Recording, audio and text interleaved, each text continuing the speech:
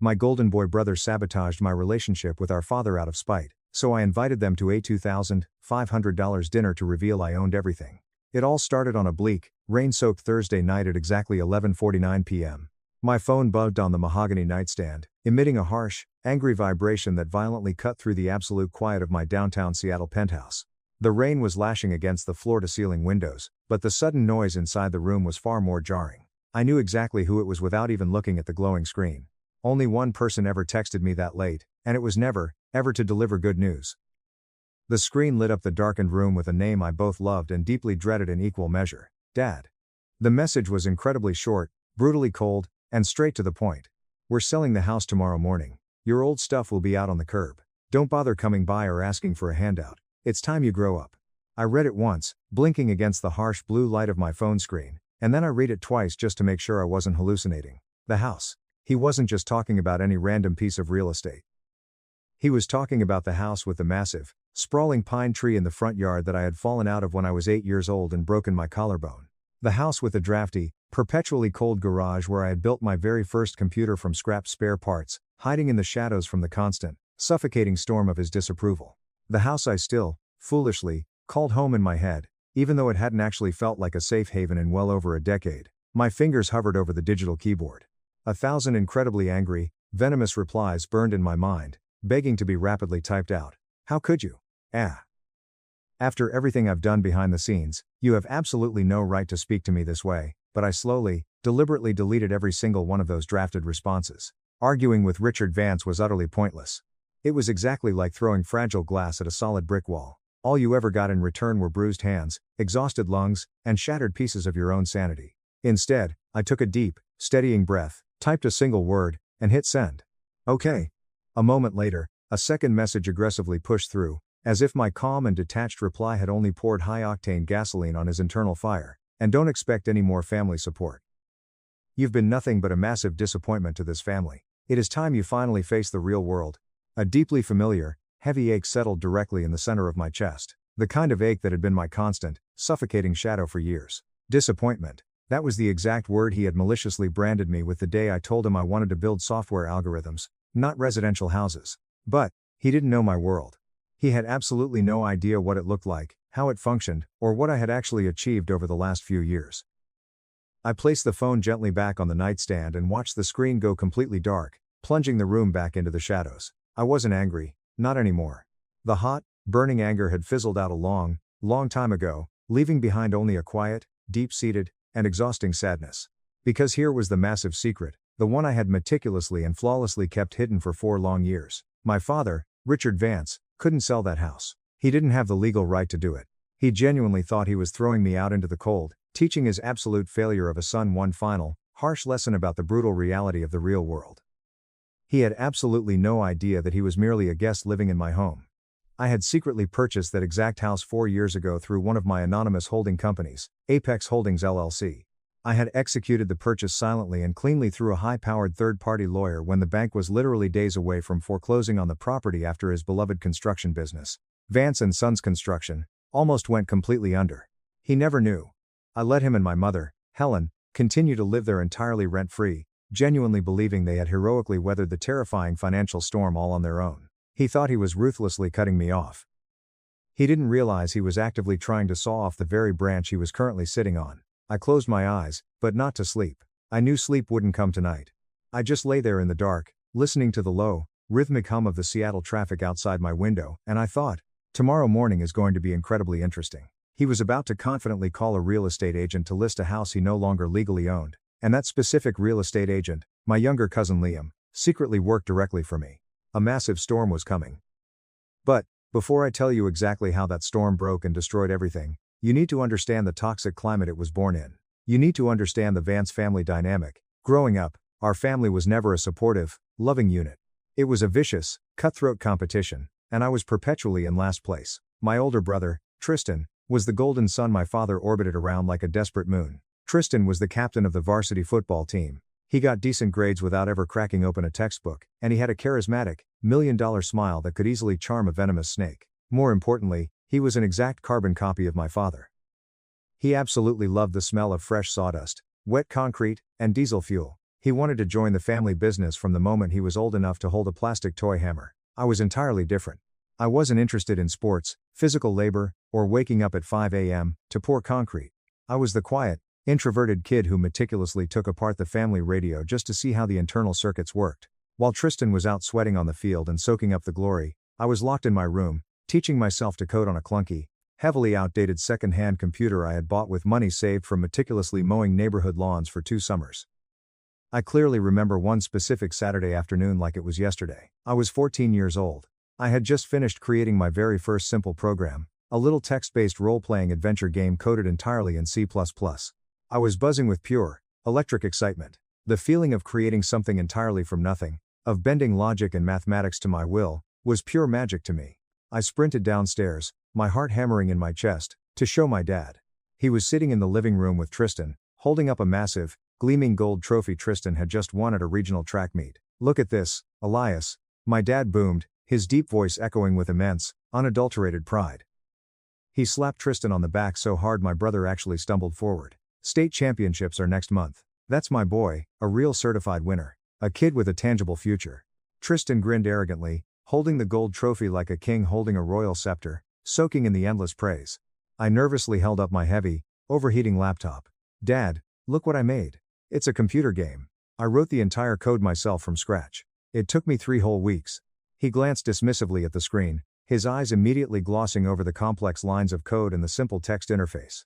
He squinted in profound annoyance. "What is all that absolute gibberish? A game? For God's sake, Elias, are you still playing with childish toys? Your brother is out there building a tangible future, sweating and working hard, and you're locked in your room staring at a glowing screen like a zombie. Go on, put that useless thing away. Don't you have actual homework to do?"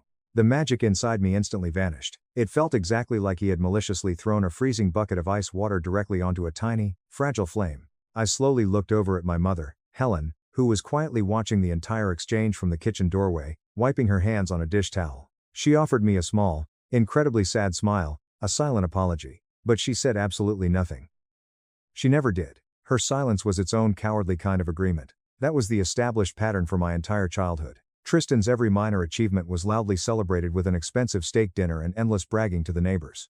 My academic awards, my science fair trophies, my perfect test scores were consistently met with a dismissive grunt and a sarcastic, "Well, let's see if that useless piece of paper pays the bills someday when you need to buy groceries." He wasn't just praising Tristan. He was actively using Tristan's success as a blunt, heavy weapon against me. It was a constant, deafening unspoken message. "You are not enough. You are not the son I wanted." I quickly learned to stop trying to show him my world. I built massive, impenetrable emotional walls around it, fiercely protecting that small flame of passion from the constant, chilling wind of his disapproval. My room became my isolated sanctuary. My computer became my only true best friend. And in that quiet, lonely space, I started slowly building my own future, one line of code at a time. A massive future he would never see coming. The absolute breaking point finally arrived during the humid, suffocating summer I turned 17. For weeks, my father had been loudly talking about my future at the company as if it were a foregone conclusion. He had cleared out a small, dusty office for me at Vance & Sons Construction right next to his own. He had even proudly had a custom brass plaque made for the door, Elias Vance Jr., project manager. He simply couldn't conceive of a universe where I wouldn't desperately want to follow in his footsteps. That night, the 4 of us were sitting at the dinner table eating pot roast. My dad loudly cleared his throat, a sound that always meant a grand, important announcement was coming. "So Elias," he began, pointing his fork directly at me, a piece of roast beef dangling from the prongs, "you'll start on Monday, 7 a.m. sharp. I'll personally introduce you to the foreman at the new downtown commercial site. It's time you finally learn this business from the ground up, get some calluses on those soft hands of yours." Tristan smirked maliciously from across the table, taking a long sip of his water. "Don't be too hard on him, Dad. He's probably never held a real hammer in his entire life. Might pull a muscle just lifting it." I put my fork down. The metal clinked loudly against the porcelain plate. My heart was pounding violently against my ribs like a trapped bird trying to escape a cage. It was now or never. "I'm not coming in on Monday," I said, my voice noticeably quieter than I intended, but completely firm. My father's proud, booming smile instantly froze, melting into a look of absolute bewilderment. "Excuse me? What did you just say?" "I said I'm not coming in," I repeated, significantly louder this time. I looked him directly in the eye, refusing to back down. "I've officially accepted a full academic scholarship to the University of Washington. I'm moving to Seattle to study computer science and software engineering. A heavy, incredibly suffocating silence violently crashed over the table. My mother's hand flew up to cover her mouth, her eyes wide with shock. Tristan's arrogant smirk vanished, quickly replaced by a look of genuine, stunned disbelief. My father just stared at me, his face slowly turning a deep, dangerous shade of purple. The thick veins on his neck visibly stood out, pulsing with sudden rage. Seattle? He finally roared, violently slamming his heavy fist on the table, making the ceramic plates jump and the silverware rattle. You're carelessly throwing away a guaranteed, secure future. A massive family inheritance for some ridiculous, imaginary pipe dream. It's not a pipe dream. I yelled back, my own voice rising in desperate defense, years of suppressed anger bubbling to the surface. It's my dream. It's what I'm actually good at. Good at? He screamed, standing up so fast his heavy wooden chair tipped over backward and crashed onto the hardwood floor. You're good at hiding in your room. I'm offering you a real life, a real salary, a tangible business you can touch, and you're spitting directly in my face for some glorified video game degree. If you walk out that door and go to Seattle, don't you dare ever come back expecting a single dime from me. You won't have a family. You won't have anything. You'll be completely on your own. Tears were rapidly streaming down my mother's face. Richard, please, she desperately whispered, reaching out for his arm, but he completely ignored her, keeping his furious gaze locked onto me. I stood up, my hands violently shaking, but my internal resolve had never been clearer in my entire life. Fine, I said, the word tasting like bitter ash in my mouth. I'll be on my own. I walked straight out of the dining room, marched up the stairs to my bedroom, and immediately started packing my bags. I left that very night. The fragile, rotting foundation of our family permanently cracked, splitting wide open. The next few years were an absolute blur of relentless, exhausting, back-breaking hard work. I massively thrived at UW. For the first time in my life, I was finally surrounded by brilliant people who spoke my language, who saw my passion not as a weird, childish hobby, but as an incredibly powerful tool that could change the world.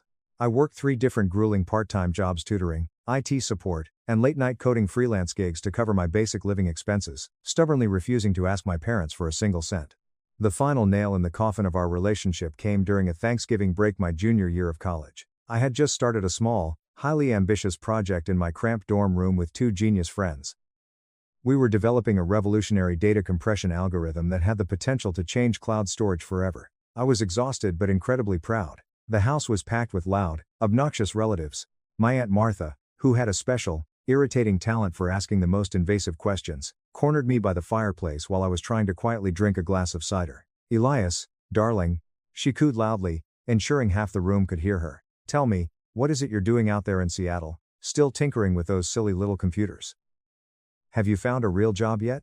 Before I could even formulate a polite answer, my father strode over with a glass of expensive bourbon in his hand, his face flushed from the alcohol. He's starting a Times company, he said, the word heavily dripping with thick, venomous sarcasm. Tell them all about it, Elias. Tell them about your empire. Co. I felt a dozen pairs of judgmental eyes turned directly to me. I swallowed hard. It's a software startup, I began, trying desperately to keep my voice steady. We're working on an algorithm that could make massive data storage much more efficient for enterprise servers. Tristan sauntered over, wearing a tailored sweater, and aggressively draped a heavy, patronizing arm over my shoulder. Don't get too technical, little brother. You'll bore everyone to death, he said with a loud, condescending chuckle. Basically, he's trying to sell invisible, fake stuff on the internet. Meanwhile, Vance & Sons just landed the massive Vanguard Center contract downtown. Now, that's real business. You can actually see it, touch it, and walk inside it. The entire room erupted in polite, mocking laughter. My dad proudly clapped Tristan on the shoulder. That's my boy, building the real world, not playing in the imaginary clouds. The humiliation was a painful, physical thing. It felt like a knife twisting in my gut. I looked around the room, and not a single person met my eye except for my mother, who just gave me that same helpless, pathetic, sad little smile. That was it. That was the exact moment I made a conscious, unbreakable decision. I would never again share my professional life with them. My massive success would be entirely my own. I excused myself, walked out into the freezing November air without even grabbing a coat, and booked a flight back to Seattle for the very next morning. As I stood there shivering on the porch, I made a silent vow. One day, they would understand, but I wouldn't be the one to explain it to them. The real world would. And now, all these years later, as I lay in my bed staring at the ceiling after receiving that text, I realized that day had finally arrived. Update 1. The next morning, I was sitting in my private office by 7 a.m. sharp. I wasn't in my massive, glass-walled corner office at Apex Systems headquarters downtown. I was in my quiet, highly secure, unmarked private office on the outskirts of the city that I kept under a different company name, Apex Holdings LLC. This was the absolute nerve center for the secrets I kept, the place where I managed my private investments and real estate. My executive assistant, Sarah, a brilliantly sharp, fiercely loyal woman who knew significantly more about my personal life than my own family did, quietly open the heavy oak door and placed a steaming hot black coffee on my desk. "The stage is completely set, Elias," she said softly, a small, knowing smile playing on her lips. "Liam is in his office nervously waiting for the call." Liam was my younger cousin on my mother's side. He had severely struggled after college, bouncing from dead-end job to dead-end job. I had quietly stepped in, funding his expensive real estate certification and helping him secure a top-tier job at a premium luxury real estate firm. A firm my parent company now secretly held a 60% controlling interest in. He was the absolute only other person in the entire extended family who knew I actually owned the Vance family house. At precisely 8:15 a.m., my private secure line rang. It was Liam. "He's on my other line," Liam said, his voice a tense, panicked whisper. "He is absolutely not happy, Elias. He's demanding immediate action." "Yeah. Walk me exactly through it, Liam," I said calmly, leaning back in my plush leather chair and taking a slow sip of my coffee. "He called right at 8 a.m., 0 seconds, said he was Richard Vance and wanted to list 402 Maple Drive for immediate, expedited sale. He aggressively demanded $1,250,000 for it. Said it was extremely urgent and he wanted it on the market by noon." Liam paused, taking a shaky breath. I pulled up the county records exactly like we planned. I told him, "Sir, I see the official public records right here. The property was sold 4 years ago. It's owned by a private corporation called Apex Holdings LLC." I could perfectly picture my father's face in that exact moment. The arrogant, demanding confidence violently turning into explosive, uncomprehending outrage. "What did he say?" I asked, a dark sense of satisfaction blooming in my chest. "He completely lost his mind," Liam said, breathing heavily. "He started screaming so loud the phone speaker crackled. He yelled, 'That's impossible. That's my house. My family has lived there for 22 years. There's been a massive mistake, some kind of illegal fraud.' He aggressively demanded to know who was behind this shell company. He even threatened to sue me, sue the brokerage, and get his vicious lawyers involved to destroy my career." "And your response?" "I told him I couldn't legally disclose private client information," Liam continued, his voice steadying a bit. "But that I could pass on his contact details to the owner of the LLC and have them reach out." He practically screamed yes into the phone. "Elias, he sounds like he's about to have a massive heart attack. He is losing his grip." "He'll be fine," I said, feeling a sudden, weary sadness wash over me. "You did perfectly, Liam. Now give him my private number. Let him call the owner." I hung up and stared at my phone, waiting. The silence in the office was absolute. For 4 years, I had operated purely from the shadows. I had secretly saved his failing company, paid off his massive, crippling debts, and securely kept the roof over his head, all while he was relentlessly calling me a disappointment and a failure behind my back. My phone finally rang.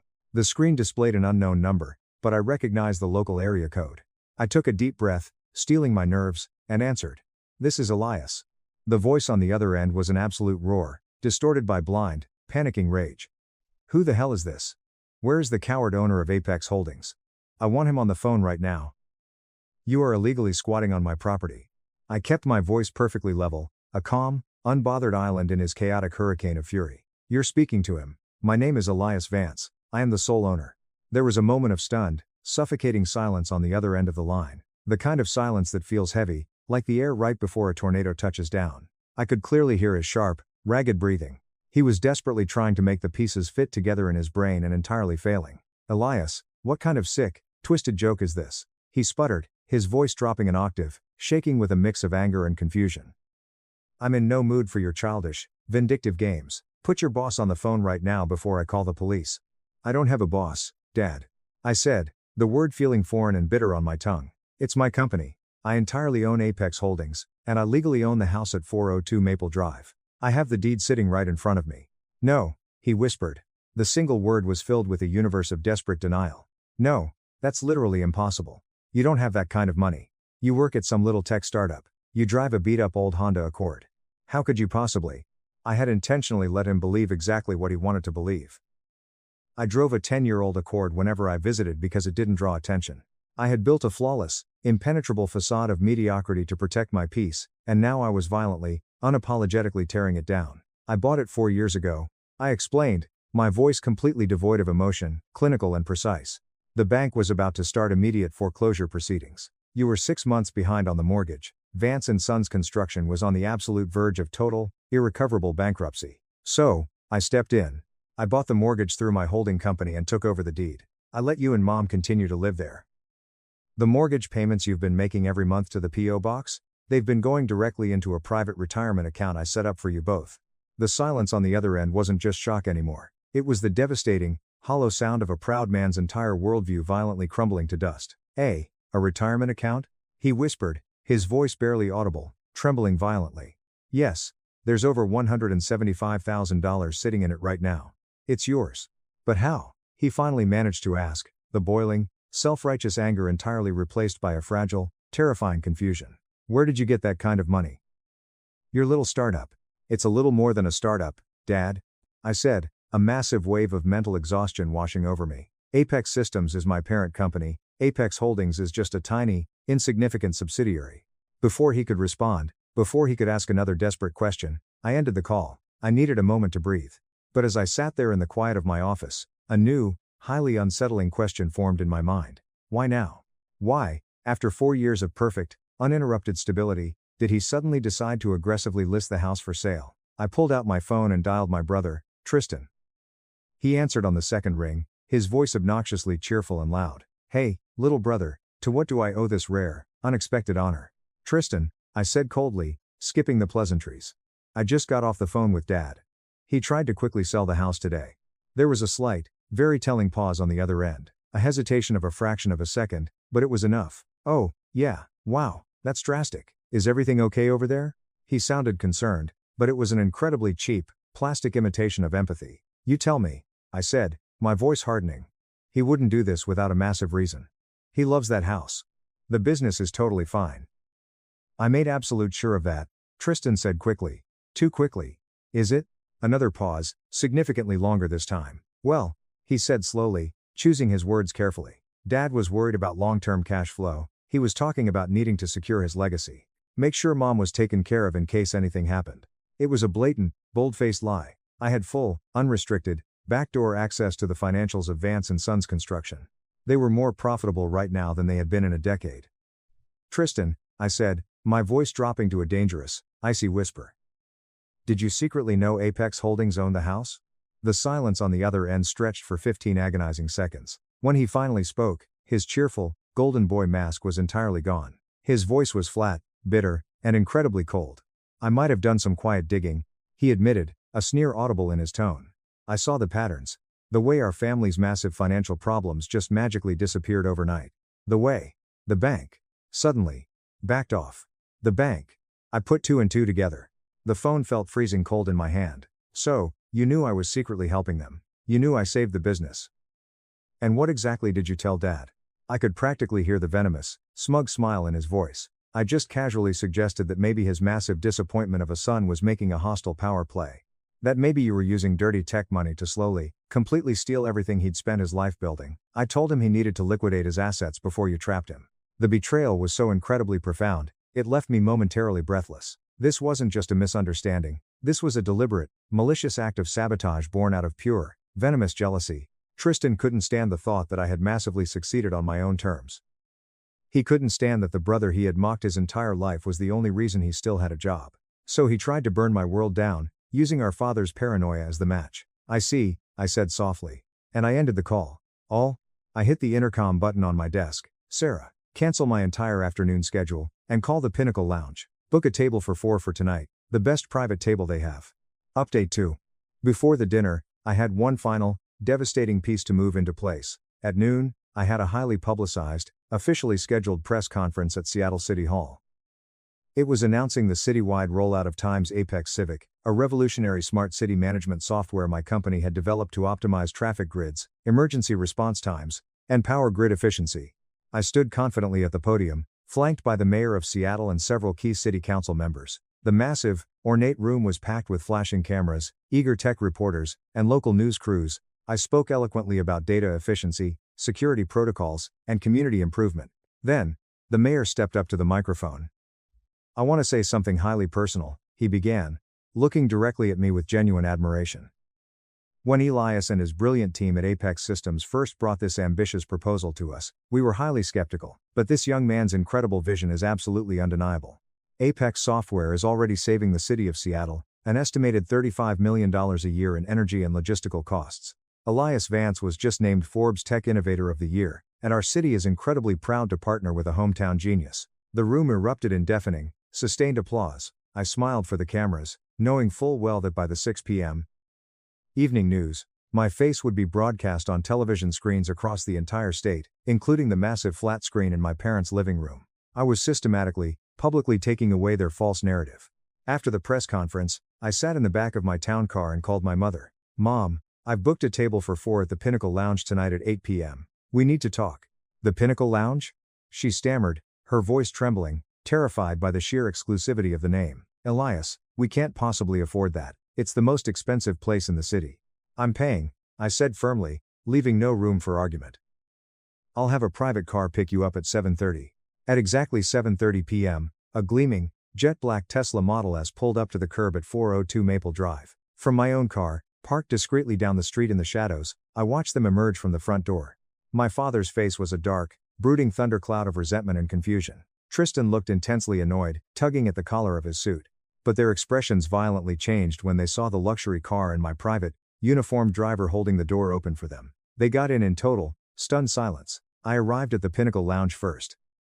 The maitre d', Francois, greeted me warmly the moment I stepped off the private elevator. "Mr. Vance, an absolute pleasure as always. Your usual table is perfectly ready. The best view in the house." I was seated at a massive, circular leather booth with a breathtaking panoramic window overlooking the glittering Seattle skyline. Right in the absolute center of the view stood a massive, sleek skyscraper with the word Apex glowing in brilliant, piercing blue at the very peak. When my family was escorted to the table 10 minutes later, they looked completely out of their element.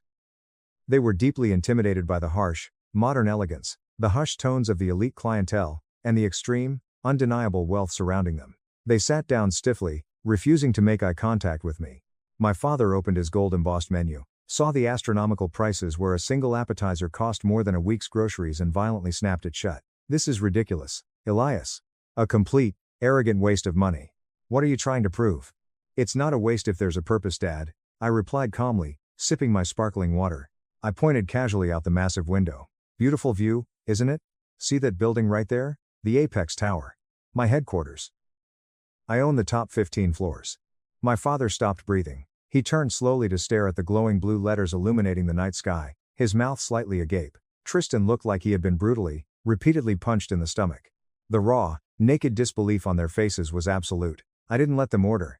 I signaled the waiter and ordered the $2,500 chef's exclusive tasting menu for the table, along with a ridiculously expensive bottle of vintage wine. I leaned forward, resting my elbows on the crisp white tablecloth. The time for childish games and hidden truths was permanently over. "Do you think I'm a massive failure?" I began, my voice quiet but carrying unnerving, razor-sharp clarity. "Your text last night made that perfectly clear. So, let's talk about the real world. Let's talk about tangible things." I locked eyes with my father. 4 years ago, your lawyer was actively preparing Chapter 11 bankruptcy filings. You were $320,000 in massive, crushing debt. You owed $145,000 for lumber materials to 3 different suppliers, $85,000 for heavy machinery you defaulted on, and the IRS was about to place a brutal, inescapable lien on your personal assets for $42,000 in unpaid back taxes. The bank was actively foreclosing on your house. My father's face went completely, sickeningly pale. All the color drained from his cheeks. My mother's hand violently trembled as she reached for her water glass, spilling a few drops on the tablecloth. "A company called Apex Holdings bought your mortgage and quietly settled every single one of those debts," I continued, my voice like freezing ice, slicing through the tension. "And then, miraculously, a few weeks later, the CEO of Vanguard Logistics called you out of the blue and offered you the biggest commercial construction contract of your entire life. You called it an act of God. A miracle." I let the words hang in the heavy, suffocating air of the restaurant. "It wasn't a miracle, Dad. It was me. I own Apex. The CEO of Vanguard Logistics sits on my board of directors. I personally asked him to give you that contract as a private favor to me, just to keep your head above water." My mother let out a small, choked sob, burying her face in her hands. "Elias, why? Why wouldn't you tell us?" Because every single time I tried to share my life, my passions, or my achievements with this family, it was violently thrown back in my face. I said, my voice hardening, I was told I was playing with toys. I was told I was a disappointment. I slowly turned my hardened, merciless gaze to Tristan. He was sweating profusely, his face shiny under the dim restaurant lights. And then there's you, I said softly. You knew I owned the house. You knew I was the one saving this family from total ruin. But you couldn't stand the thought of your failure little brother holding everything together. You couldn't stand that I was the safety net. So you whispered toxic, manipulative poison in Dad's ear, telling him I was trying to steal his legacy, just to protect your fragile, pathetic ego. The silence at the table was so incredibly thick it was physically suffocating. My father looked slowly from me to Tristan, his eyes wide with horrified realization, and then out the window at my massive, glowing tower. He looked completely, utterly defeated. The unshakable, booming arrogance that had defined his entire life had completely evaporated, leaving behind a small, broken old man. The money, my father rasped, his voice breaking, tears welling in his eyes. You paid? All of it? The debts? The taxes? Yes, I said, and the house has been legally mine for 4 years.